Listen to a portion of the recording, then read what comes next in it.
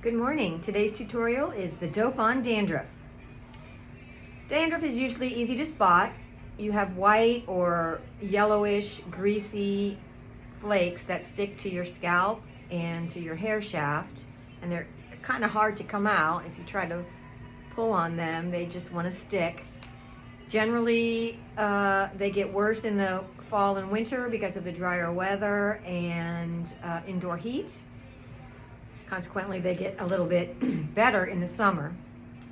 You may notice redness and itching and stinging of the scalp as well when you have dandruff. Dandruff occurs when the scalp sheds more epidermal cells than usual, and there are many things that can cause this. Shampooing too much or shampooing not enough, which I know it sounds like you can't win, right? But you just got to try to find that balance. Skin disorders like eczema, psoriasis, or sensitivity to some hair products can also cause dandruff. Young adults up to middle age are usually the ones who find themselves with dandruff, most likely because as we hit puberty, our hormones are all out of whack, and that does not help the situation. Some infants can also get cradle cap, which is a form of dandruff, and I'm sure some of you have had experience with that. That is not a permanent thing and usually goes away with proper care and treatment.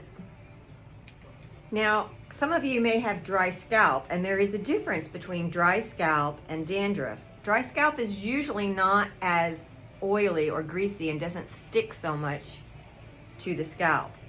And there are lots of things that can cause dry scalp. Shampooing too much, which dries your scalp out, or some hair products that your scalp does not agree with, or that has too much alcohol in it. Any number of things can cause dry scalp. You just need to pick and choose and see by experimentation what's causing it and what's making it better. Obviously, it's important to know which you have, dandruff or dry scalp, as far as treatment goes, because there are treatments for both. And I know I say this with every tutorial, but washing your hair too often can definitely aggravate dry scalp. However, if you have dandruff, it might be better to wash it more often. I know, right? Am I saying that?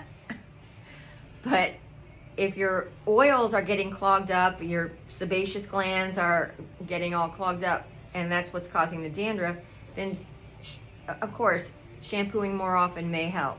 And there are all kinds of dandruff shampoos out there. Some have different ingredients than others, so you again have to test drive those shampoos and see which one works the best for you. Also, there are shampoos out there for dry scalp, also with different ingredients, so just experiment and see which one works best for you.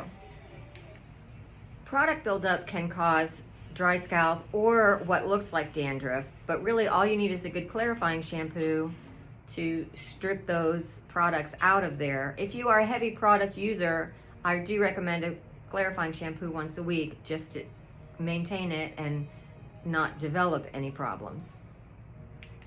Obviously, if you are very bothered or you have other areas of your body that are giving you problems, it's best to talk to your doctor where they can